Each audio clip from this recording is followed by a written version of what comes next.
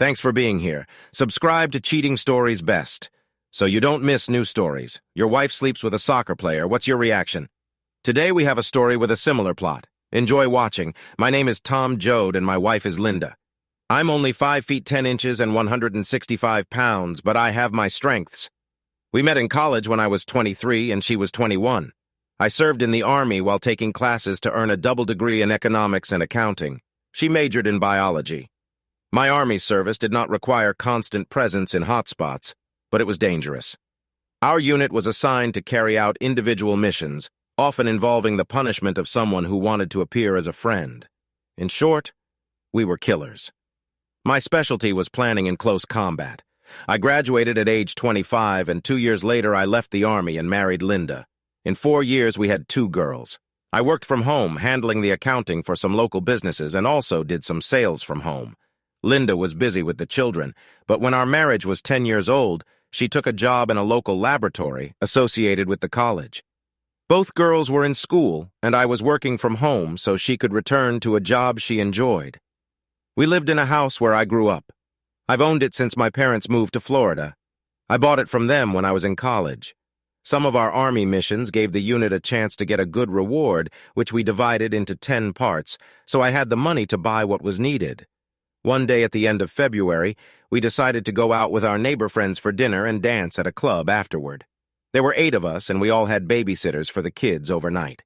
Linda and I booked a room at a hotel associated with a dance club. She looked striking at 5 feet 6 inches, a slender brunette wearing a blue silk dress. We had a great dinner and were having a lot of fun dancing in the club when a group of 6 people showed up. One of them was a large, fair-haired guy, Mark Stevens, a professional midfielder for the local team. All the women at our table immediately noticed him. Stevens was with a charming blonde who had what looked like a large wedding ring on her finger. They danced together. Our friend June said she was a cheerleader for the team and engaged to Stevens. After they had been there for a while, I noticed Stevens looking at our table. He stood up and walked towards us. He immediately turned to Linda and simply asked her to dance without even looking at me. I put my hand on her shoulder to stop her, but she got up from the table and went with him. She didn't even look back at me. I was more than a little annoyed. I was even more annoyed when after 2 fast dances it was time for a slow one, and Linda melted into Mark's arms. I stood up and walked to the bar right past them. The women at our table didn't like this, and they made that clear, but I went anyway. Not that it mattered much to Linda, who didn't notice me passing by at all. I had coffee. When the slow number ended, they parted, and Linda returned to our table. I stayed at the bar and drank my coffee. I saw her look around for me and saw me there. She looked a little worried. She sat down next to June. I walked over, and as I got closer, they both stood up. I asked, "Did you have fun?" "Sorry, maybe I got a little carried away." "Maybe so," June chimed in. "Tom, it was just a little dance, nothing special." "I thought it was insulting to me," I said. I sat down. "June and I are going to the ladies' room. We'll be right back." Linda said they left, and Mark left through the front door without the blonde. June returned, but Linda was not with her. I asked, "Where is she?" "Tom, Linda is not here now. She left with Mark." "Are you kidding?" I ran outside and saw Linda getting into the red Escalade. The car started moving. I returned to the table. June was talking to the others at the table. "Did you all know what she was doing?" June said, "Tom, you have to let her spend the night. She will return to you tomorrow." "No, I don't need her to come back. Let her know this when you talk to her. We're finished." When I said this, there was a general uproar at the table. They all thought I was too harsh. So I barked at them. "I don't want anything to do with any of you anymore. You all knew and no one warned me. So maybe I could have stopped her. Now she will lose everything for a night." I went to the front desk, but saw a blonde woman at a table with the other 4 who had come with Stevens. She cried. I went. "Are you his girlfriend?" "Yes, I was his girlfriend, but not now." "Where did they go?" I asked. "To our house on Cherry Lane. He said he would never do it once we were engaged." "Excuse me? Was that your wife?" "Was this the key word here?" I said. "He'll finish with her in the morning and take her home. He likes to glow it over his husband." What an idiot. At this, 2 other guys, both big, one black, the other white, were offended. I ignored them. I gave my business card to me and asked her to call me. She smiled, but cried. I walked away. I took my coat but left Linda's coat. I went to the hotel room and took my suitcase, but left Linda's suitcase. I checked out. As I drove home, a plan was fully formed in my head. This has happened to me before when I was in the military. That's why I'm still alive. I wish I had come up with a plan before Linda left. I drove my car into the garage, went inside, and turned on the security system. I went down to the basement and took out the rope that I had kept for many years. Then I went upstairs, took off my clothes, and jogged to the second floor. I took black underwear, a black hoodie, dark gray sweatpants, old sneakers, and 2 pairs of gloves. I also took a balaclava. I put it all on and went up to the attic with the rope. I secured it to the beam securely, just as I did as a child. I climbed out of the narrow window and jumped down the wall of the house. On the other side, there was nothing but forest. I ran and jumped over the side fence, down the path to the workshop located there. I went inside and grabbed a backpack, a few extra wool socks, a pocket knife, and an old hand axe that I had deep in my toolbox. I put it all in my backpack. Then I took my bike in road, pedaling towards the river through a small forest. I crossed the bridge over the river and headed towards Cherry Lane. I saw a house with a statue of a football player and a red Escalade parked in front of it. I took an axe and a knife, jumped over the fence, and ran past the SUV. I used the axe to break the passenger side window. The alarm sounded. Then I jumped out onto the porch and hid behind a column near the door. I didn't have to wait long. The light came on and the door opened. The idiot stuck his head out and used the key fob to disable the alarm. He went outside. He had a semi-automatic pistol. I hit him on the head with an axe as he passed me. He fell and crawled. I delivered one powerful strike with the axe with both hands. I returned, closed the front door, and ran away. I jumped over the stone wall and returned to my bike. I put on wool socks, put the axe, knife, gloves, and shoes in the backpack and zipped it up. I jumped into the saddle and flew to the river. When I arrived at the bridge, I stopped and threw the entire backpack as far as possible into the river, which was quite far away. It had rained the day before, and the current was fast. I rode my bike back in the direction of the house through the nearby forest to the workshop. I went inside. I took off my socks and put on another pair of sneakers. I sprayed the bike's handles and pedals with an ammonia solution and wiped them off. Then I ran back, jumped over the side fence, and climbed up the side of the house again. It was not as easy as I thought, but I managed and climbed through the small window. I pulled the rope and rolled it. I wiped the windowsill with a rag and ran with the rope to the basement. I took off all my clothes, including my mask and gloves, and put them in the washing machine. I then showered in the basement bathroom for a while, washing everything twice. Once that was done, I put on my gym shorts and headed upstairs. I left the basement door open so I could hear when the washing machine stopped. I thought and put on the clothes I wore to the club the night before. I went down to the basement and put the wet clothes in the dryer. I went upstairs, prepared snacks, and drank a glass of whiskey. Then I saffered while thinking things through again. When the dryer stopped, I took the clothes upstairs and put everything back in its place. The balaclava went to the back of the closet where I always kept it. I looked at my watch. It was 2:50 a.m. All this, starting from the moment I entered the house after returning from the club, began at midnight. I went downstairs, sat on the sofa, and drank more whiskey. I fell asleep. I was woken up by the doorbell at 6:02 a.m.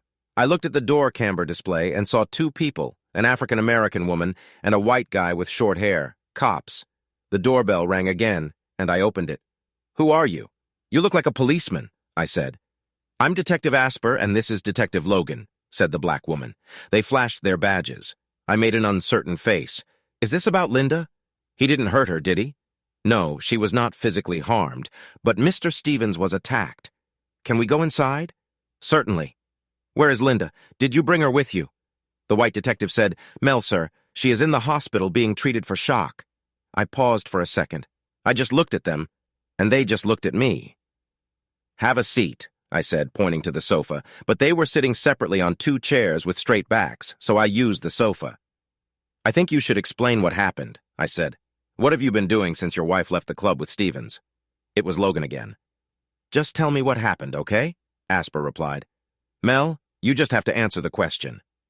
I went to our hotel room, picked up my things, checked out, and came here. I drank myself to sleep on the sofa. You woke me up. "Is there anyone else here?" "No, the children are staying with the nanny for the night." "Did you make any calls? Write to someone you know to prove that you were here?" Asper asked. No, but I never left, I replied. Asper looked around. I see you have a security system. What does it include? It covers all the doors. I think I can prove to you that I was here. Let me go upstairs, I suggested. They followed me into the upstairs office, and I sat down at the computer desk. I showed them the system, and they watched me upload data from 6 p.m. until they arrived. I gave them a quick look. The system was targeted to all 3 doors, the front, side, and sliding patio door leading to the pool. The side I went down had no door, looked out onto the woods, and had 2 large windows, neither of which opened, so there was no surveillance there. We'll have to take this computer, Logan said. Why? You saw how I downloaded security data, I replied. Because you could have ruined it before we got here, he explained. Okay, but I can't give it away for more than 1 day. This is a work computer, and I need it. I have a replacement, but it won't last long. Look at me. I'm going to download some stuff onto this external drive, including what I just gave you. I said as I did it, they wanted to look around, and I let them, but insisted that they stick together and be with me. They took a few pictures and then left. It was 7:10 a.m. I called Linda's parents, John and Stephanie. They lived next door, but were at their house by the lake at that moment. I told them what happened, and that the police said Linda was in shock at the hospital. John was simply stunned by what Linda did, while Stephanie might not have been all that surprised. Are you going to see her? Stephanie asked. No, sorry, that's why I called you. I really don't want anything to do with her after what she did. It's bad that the guy was attacked, but it's not my fault. Apparently he's done this kind of thing many times. When she gets out of the hospital, she needs to stay away from me in the house. We can arrange to have her things moved, I explained. Why don't you move, and she can't stay? The children live there all their lives, John suggested. This is my home. This is not community property acquired during marriage, I asserted. John was a lawyer, and I assumed he would try to work something out. You just had to wait, he said. That's pretty cruel. Tom, Stephanie added. Not as cruel as what she did to me, I replied. The conversation ended there. Then I called my parents in Florida. I told them as best I could what happened. They were also shocked by Linda's behavior. My dad turned on the TV and told me there was news about Stevens. They said that he was attacked and killed in his home. This is not news to me, I thought. The phone rang. It was a landline. It was Judy. Tom, where is Linda? We heard that Mark was killed, she asked. She's in shock in the hospital, as the police told me. You saw her? I replied. Which hospital? She inquired. I don't know, and I don't plan to date her. Do not be like that. She needs your support, Judy said. She will never get any support from me. I don't care if her big night was ruined, if it was ruined, I retorted. Judy hung up.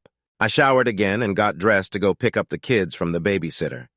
It was around 8:20 when I got there. I discovered that they had not heard anything about the evening's events. We went home and they wanted to know where Linda was. I don't think she'll be here today. She has something she must do. We'll just spend the day without her. Dress for football, I said. I took them to the soccer complex where they had games at noon and 1.30. I was pre-relaxed watching them play. Michelle, the youngest, was quite nice. Laura, not so much, but she tried really hard and it was good exercise for them. After the games were over, we bought ice cream and went home. There were several messages on my mobile phone. I had the sound on mute while I was hanging out with the girls. One was from Linda's parents telling me that she was at St. Jude's and was unresponsive. One was from a doctor at the hospital asking me to call. One was from Judy. She told me that Linda was at the police station and wasn't talking to anyone. She said I should probably cool off and bring the girls to her. I told the girls that their mom was in the hospital and that she was unharmed but emotionally traumatized by something that happened the night before. They wanted to know what happened. I told them, your mother went with a famous football player to his house last night to have in him. There's no other way to say it. I thought about hiding it from you, but I decided that you would find out. While she was there, someone attacked the football player, but apparently not her. But she must have found him or something because she's in the hospital in shock. They weren't sure if they wanted to go to her, but I told them to get dressed and we went. I called the doctor back, Laura Thompson. She said Linda was traumatized and was currently in a catatonic state. I asked her about bringing the kids. She hesitated. The doctor asked, Are you going to visit her? I really don't want to see her at all. I assume you know why, but I can bring the girls if you think it might help. Do they know what happened? I mean about the surrounding circumstances. You mean in between Linda and the football player? Yes, I told them. They are dressed and ready to go if you think it might help Linda, I explained. Okay, meet me in room 31 in 30 minutes, she said. We went there. Dr. Thompson was in her late 40s and a psychiatrist. We talked for a while and then she turned to the girls. She said their mother was in complete shock and seemed unaware of her surroundings. She said meeting the girls might help. Did they want to see her? They did. Just that. I walked into the door and looked inside. Linda sat on the bed, staring at the TV with cartoons. The girls hesitantly approached her. Laura, the eldest, touched her hand and called her mom. Shelley followed her, but there was no reaction. Shelley began to cry. I walked up to her, took her in my arms, and looked at Linda. Nothing. I took Laura's hand and led them to the exit. Well, we tried, I said. Will she wake up? Laura asked. Of course, Sunday, I said. Maybe you can visit her again soon. Maybe when she comes to her senses, you'll be able to see her. What if she doesn't wake up? Shelley whispered. I reassure. She will wake up. I know it. Maybe not soon, the doctor said. Girls, I'll definitely let you know when she comes to her senses. After this, we left the hospital. Both girls were crying in the car. Maybe I shouldn't have taken them, but I just wanted to see Linda and see if their presence would help. Despite my rude reaction to her cheating, I didn't wish it on her. I felt bad about it, even though she deserved to suffer, but not like it is now. I felt tears running down my cheeks. When we got home, I made them scrambled eggs and toast. I deliberately involved them in cooking, pretending that I needed help. It seemed that the opportunity to command me encouraged them. Then I turned on the movie for them. I went into my office and called my friend to see if I could get any information about what happened at the Stevens house after I left. He was a public defender and good at his job. He said I wouldn't be able to get police reports, but he had an idea. Ambulance mileage reports were publicly available. I asked him to answer if he could, and we hung up. An hour later, my lawyer friend called back. He said he emailed me information about calling an ambulance. I told him about the police visit. He said that if the security system showed that no one had come or gone, I probably wouldn't have anything to worry about. But he also said that the police might get a search warrant or might want to talk to me again. He recommended a lawyer if needed. I didn't think I needed a lawyer, but I called the woman anyway. After I saw the YR report, police found Linda with Stephen's head in her lap. She was covered in blood, wearing only a thin robe. She repeated, "No, no, no," over and over again. The police picked her up and put her in the ambulance. She was unresponsive when the ambulance arrived and all the way to the hospital. An officer rode with her, asking if she saw who did it, but he didn't receive any answer. It made me sick, and it made me wonder if she would ever recover. I looked up PTSD, post-traumatic stress disorder. I've already looked for it before for myself. I've studied the shock-induced catatonic state. It seemed that people usually recovered from a catatonic state but could suffer from PTSD for years. The lawyer Joan Drake made an appointment for me on Monday morning at 9:30. She gave me her mobile number in case the police arrived early. They didn't do this. The girls that I spent Sunday goofing around as I tried to convince them that Linda would return eventually but would still need our help. For me, I wondered what her reaction to me might be when she had it. I was pretty sure she didn't see anything, and if she really saw something, it would only be a man in all black and a mask. But maybe she will assume that I did it. I did not know. I didn't think she had any experience with me that would have led her to seriously think that I was capable of doing what I actually did. On Monday, I took the girls to school. I followed local news coverage of Stephen's murder. Linda's name was not mentioned, but it was said Stevens was entertaining a married woman when he was attacked outside his home. A neighbor called the police in response to Linda's screams. Until now, no one other than the authorities had linked Linda or me to the murder, but I assumed that this would change over time. Joan Drake was a graceful blonde of about 45. She was also quite edgy, just like my friend said. I told her the story from the beginning and gave her a copy of the ambulance report. She was shocked. She stared at me. I looked back at her and simply said that the police had a copy of the CCTV footage and that it had not been tampered with. It showed absolutely no one coming in or out between the time I got home and the time the police came. I asked her to return my computer because I needed it for work. I gave her the advance and listened as she called the police station and asked for Detective Asper. "Hello, Detective," she said. "This is Joan Drake. I'm calling about Tom Jodd. I want to know if I can return his work computer." "No, I think you had enough time to see if there were any changes." "You know there weren't any." "Okay, I'll send someone tomorrow morning to pick it up from you." "No, I'll send someone from the office. He won't come." I raised my hand. I mouthed, "I'll come." She nodded. "Okay, he'll be there at 9 o'clock. When she hung up, I told her that I would not talk to the cops and that I would have my phone with me to record conversations if there were any. I left that afternoon. The girls returned home from school and immediately asked about Linda. I already called the doctor and no significant changes have occurred. They went about their homework. Later, we got pizza delivered. I told them that if their mother didn't come home soon, I would have to learn to cook. This caused laughter. I'm actually a good cook, just never made it at home. When her sister came upstairs, Laura asked me if I could forgive Mom for having intimate with another guy. Maybe I said, "I really don't know right now. I just wanted to feel better." Then the landline phone rang. It was Jim Beeman from the newspaper. "Mr. Jodd, this is Jim Beeman from the Tribune." "Hello?" I said.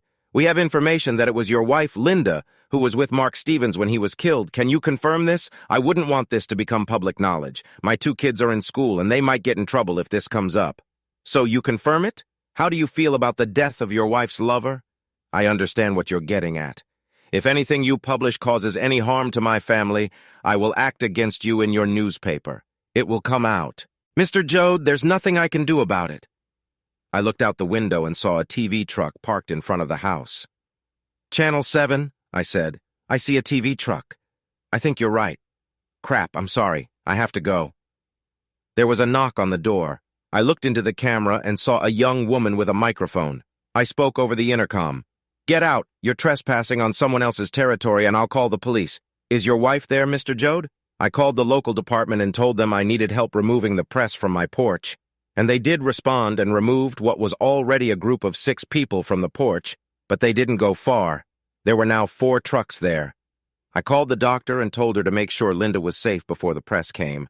I talked to the girls and told them that I thought they could stay somewhere else with me in homeschool, but they said they wanted to continue going to school, even if they had to live elsewhere. I said I'd think about it. I called my lawyer, Joan, and asked her for advice. She said she would make a statement to the press if I wanted to see if that would calm the tension. We arranged it. The statement was made through her office and stated that my family would like for her to be allowed to continue her normal daily life. It said that I do not comment on rumors about my wife and will not comment on them in the future. It stated that continued media presence outside the home would result in legal action if it harmed the family and that we would appreciate it if the trucks left. Meanwhile, Detective Asper and her boss announced a press conference at 7 p.m. I was watching. Police said Mark Stevens was attacked outside his home and killed with a sharp object. It said that although a woman was in the house at the time, there was no indication she witnessed the attack. It said the investigation was ongoing. The first question was whether the woman was married and whether her husband was a suspect. Detective Asper said, "Since you all know her name, I assume you know that she is married, but we have carried out a thorough investigation into him, and there is no indication that he was involved in the attack. In fact, he appears to have spent the entire night at his home, some distance from the seat of the incident." The reporter spoke, "What about other women, married women, their husbands?" We thoroughly investigated allegations that Mr. Stevens regularly seduced married women and found that there was some truth to this. In fact, he appears to have seduced several married women in the presence of their husbands. So we explored this aspect. Chief Johnson interrupted the meeting. "That's all for now. If we have anything more before briefing on Wednesday, we will let you know." And the police left amidst screams. I've made arrangements with the girls' school to have their assignments delivered here or sent by computer over the next few days. I called Linda's parents and told them to be aware of the press. But no one had shown up yet. They also disappeared from our street on Tuesday. The doctor called and said Linda was starting to respond and that the police were with her. I told her parents and then I gathered the girls to take them to the hospital. By the time we got there, the police were already leaving. Detective Asper said she would like to speak with me after my meeting with Linda. I agreed. Linda still seemed stunned. She greeted the girls with a smile and hugged them. but she didn't look at me. The girls told her about TV trucks in school, but then Linda seemed to doze off and the doctor said we should let her sleep. Her parents were outside talking to the girls when I went to see Detective Asper. She looks like she's getting better, Asper said. Maybe. I don't know, really. Are you going to take her home until she gets better? And then, I'm sure we'll separate, Asper said. I think you should give her a break. What other punishment could she receive besides what happened? It's not about punishment. It's a matter of respect and trust. I will never trust her and I will never respect her. And maybe she will never respect me either. Asper smiled. She may be afraid of you. She may not trust you either. You're just trying to lure me into a trap. You know full well that I had nothing to do with the attack on Stevens. I know that you have an Army background. I know you had an impressive reputation in the service, so maybe some average guy couldn't do it, but maybe you could. I didn't do it. You know we have home security video from Stevens's house. It's not my problem. I was not there. See you later. It sounded like a threat. Over the next few days, Linda gradually regained some semblance of normal behavior. I dropped off the girls every day, but didn't spend much time in the room with them. On the fourth day, Linda was scheduled to be discharged. She asked to speak to me alone, and I sent the girls away. Forgive me for what I did, putting you in such an awkward position. I don't think apologizing will help, Linda. I can't tell you how humiliating this was for me. Now it's on national news. I'd like to go home when I'm discharged this afternoon, she said. She sat down on the bed and moved towards the chair. Can I go home? You know the media is there, and they will follow you from here. I don't want the girls' lives to be ruined anymore. Maybe I can sneak away now, she said, not looking up. I'll contact security. I can't say I want to be close to you, but maybe I don't have much choice right now.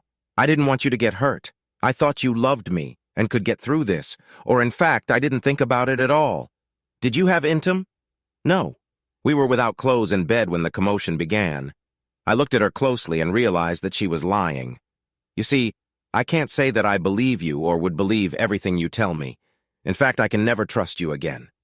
But we can see how things go, okay? I love you, she said. I just turned around and walked out. I went to the hospital security office and arranged for a car to pick Linda up behind the building and take her to my home. It was scheduled for 4 p.m. Everything went without a hitch and she got home around 4:45. The children and her parents were there with me. I made a bed for myself in my office. Linda will sleep in our room. The rest of the day was very awkward, to say the least. Her parents did not quite understand how to behave in this situation. Linda, her mom, and the kids were playing Monopoly in the living room. Her father wanted to talk, so we went to the patio. What are you going to do, Tom? John asked. I really don't know, but there's a good chance we're finished. You must try to forgive. You have loved each other for so long, and you have a wonderful family, I know. But I wonder if we've really loved each other for so long. If she loved me, she would never have done this. She said they didn't have intercourse. She said, so how should I know? She was there with him for quite a long time. Does it really matter? She would have done it. We all know that. Well, it might have made a difference if he hadn't used protection. She may have an illness or be pregnant. Damn, I didn't like this thought. She can stay here for now, but you may soon want to look for some other solution. We returned to the house and all ate pizza together. Her parents went home. As far as I know, they didn't discuss Mark with her. As we were putting the girls to bed, Laura asked Linda why she went to have a night with Mark. I am so sorry. I was wrong and I made a mistake. But I do not understand. He's just a football player. I saw him. He's not our dad. No, not Dad. I'll talk to you about him later when I find out more. The girls went to bed and Linda went down to the kitchen. I followed her about 10 minutes later. In the meantime, I called my friend a public defender and asked him about the autopsy report. He said it was also a public document and I asked him to get it. Linda drank Pepsi. I was not recommended for her because it could lead to relapse. She asked, "Are you sleeping in our room?" "No, in the office." "Well, you're welcome any time. We'll just have to see. Right now, I don't see a path forward for us." But this all happened just this week. I can be patient, really. I did not notice. I went up to my office and went to bed. I didn't sleep very well and got up at 5 a.m. I made coffee. A friend of mine sent me a copy of Stephen's autopsy. I read it carefully, paying particular attention to the trauma analysis. The samples were sent for laboratory analysis. It looked like Linda was lying when she said they didn't have intercourse. I never believed it because of the timing. She was there for approximately 2 hours before the murder. When she came down, I took the girls to school almost as usual. However, they were a little depressed. I spent a lot of time considering my options. If it weren't for Linda's illness, I would never have let her back into the house. But there were benefits to allowing it, including making things a little easier for the girls. As soon as I entered the house, another TV truck pulled up outside, and a young woman got out and screamed at me, asking if Linda was home and if I had forgiven her. I smiled, waved at her, and warned her not to enter the territory. I went inside. Linda baked some cookies and offered me one, which I took. There is a TV truck outside. They don't know you're here, and maybe they shouldn't know. What do they want? They already published my name and what I did at his house. Can they do any more harm? I'm sure they can come up with something. I looked at her. I was wondering what to do with you or us.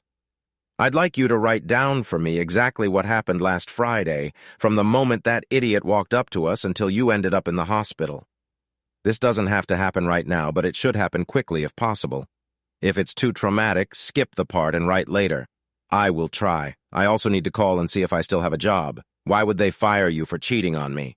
Why should they care? Well, I was gone for a whole week. She called and was told she could take a week off sick in the next week off. She went to her bedroom and sat at her desk, typing on her computer. I left her alone and went to my office, where I began to study the autopsy materials. I made sure I would get the test results, but probably not for a few days. Linda was trying to act normal around me. That much was clear. But I thought she must have some questions about what happened. Our routine life continued for 2 days until I received the test results. Linda's DNA and fluids have been identified, so she probably lied about night.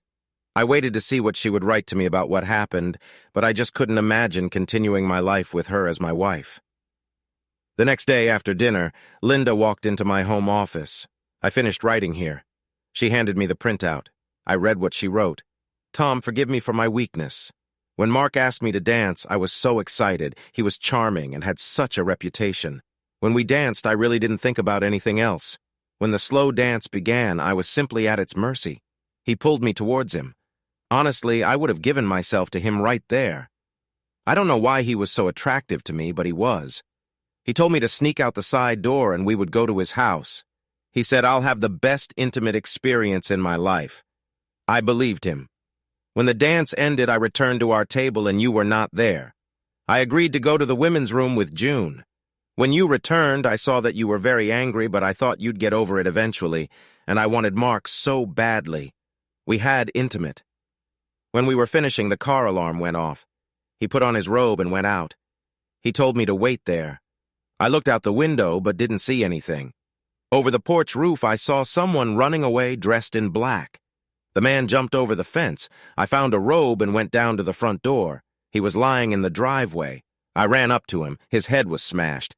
I was in some kind of trance, just stunned and shocked. I felt guilty, as if it were my fault that I had sinned. The police arrived, and I remember being in the hospital. I'm so sorry about all of this. I love you, and I don't know why I did what I did. Linda. I looked up at her. Tears were streaming down her face. Tom, were you the man I saw? I was here all night drinking, regretting the end of my marriage and the changes that had to happen in my family. There was hatred in me. But of course, the police told you I was here. They have surveillance footage. That's what they said when I asked, but no buts.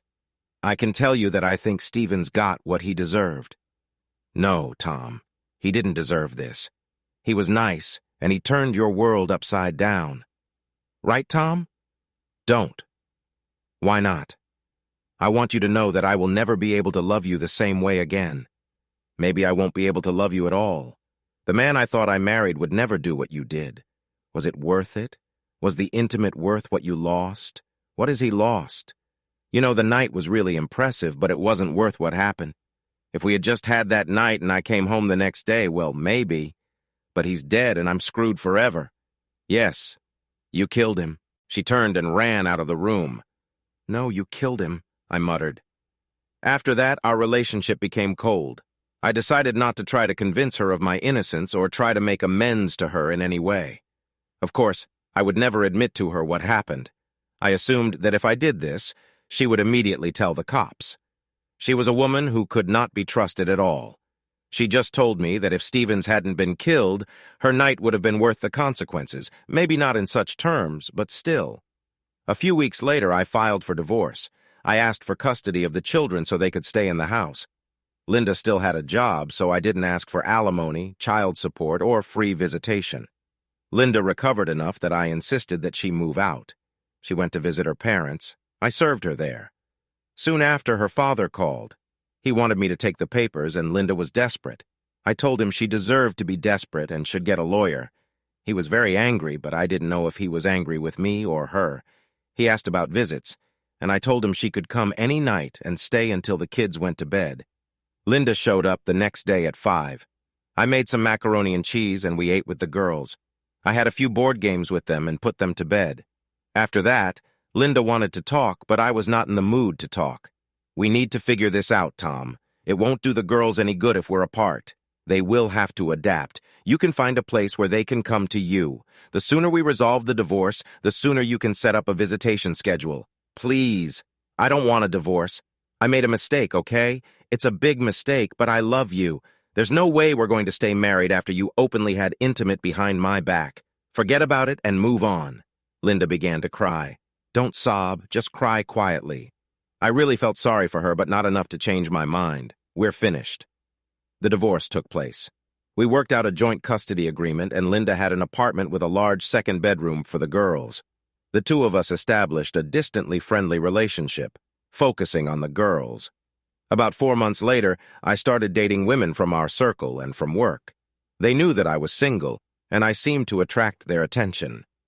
When Linda had the girls, I brought several women home for the night. However, none of them lasted too long. But the intim was usually good and sometimes great. I stayed away from married women, although some of them seemed eager to sleep with me. But after my experience, I decided that it was immoral. Linda was good with the girls, but not so good on her own. She took antidepressants and slept a lot. But she managed to go to work and complete her assignments. Her parents and girls told me she is not dating. After 10 years, Shelley left for college. Laura was about to start her freshman year. The two of them had gotten used to the joint custody arrangement and seemed to be doing well. They both dated in high school, and Laura, I believe, in college. I was in a long-term relationship with a young woman, Cody, whom I'd met one night at a bar. Like me, she was divorced. She had 2 children at home, and her husband moved to the West Coast. She was 35 when we met, and her children were in school, twins in their second year. When they left for college, she moved into my home. I used to love her. She was funny and smart, and the intimate was great. She may not have been as beautiful as Linda, but she was pretty, and guys really took notice of her. When we were dating shortly after we met, I told her about all the fuss surrounding Mark Stevens' death. Of course, I never told her how he died. The upper or eventually died down, and no one was ever arrested or charged. One Saturday, Detective Logan showed up at my house, and I invited him in. I was home alone. I retired last week. "A good pension," he said. "I'm happy for you, but why are you here? I just want you to know that I was convinced that you killed that idiot, and, well, he deserved it. Although maybe not your wife. I didn't do it, but he certainly deserved it. I congratulate whoever did it. Why do you say Linda didn't deserve it? Well, it was just one night, and she only did what many other married women did when that idiot hit on them, you know? If they met somewhere and went to commit adultery in private, maybe we could get over it, but it was too brazen and ostentatious. Understand, how is your partner doing? She's a captain now. Really punchy girl. He was insightful. We shook hands and he left. As for Linda, she eventually made a partial recovery. We wrote together when I drove Shelley to school. On the way back, I asked her one day how she was doing. "Linda, how are you doing?" "I'm fine. I have a boyfriend, sort of like a friend with benefits. I know you and Cody are together. Well, in general, yes. And when her children leave, we may move in together," Linda whispered. "I don't know what all this didn't happen. We'd be empty nesters now, and we could have some real fun. I'm still very sorry." "Me too," we both cried. She later moved into her friend's apartment, but I don't think she ever fully recovered from that night, like me, probably. I've never regretted doing it. It probably saved many marriages, one of my most effective altruistic acts. If yours did what today's heroine did, your actions, Write in the comments. See you in the next video.